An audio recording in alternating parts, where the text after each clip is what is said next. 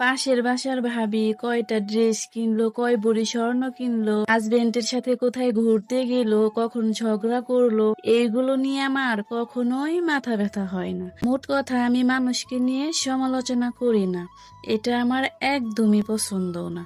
মানুষকে নিয়ে সমালোচনা করা বাদ দিয়ে প্রয়োজনে গল্পের বই পড়ুন, কোরআন পড়ুন, অনেক জ্ঞান অর্জন করতে পারবেন। বিশ্বাস করেন, মানুষকে নিয়ে সমালোচনা করে কখনোই সুখ পাওয়া যায় না, তৃপ্তি পাওয়া যায় না, বরং আরো পাপ হয়। আমি কখনো আমার সময় অপচয় করি না। আমার সময়গুলো আমি অনেক কাজে লাগাই। আমার প্রত্যেকটা সময় আমার কাছে অনেক মূল্যবান। বন্ধের দিনগুলোতে আমার সংসারের প্রত্যেকটা জিনিস পরিষ্কার করে থাকি, কিছু হোক বা না হোক। মানুষের গীবত করা থেকে তো বেঁচে গিয়েছি। আমাদের মহিলা মানুষের একটা স্বভাব আছে, একসাথে হলে আমরা গীবত করা শুরু করে দেই।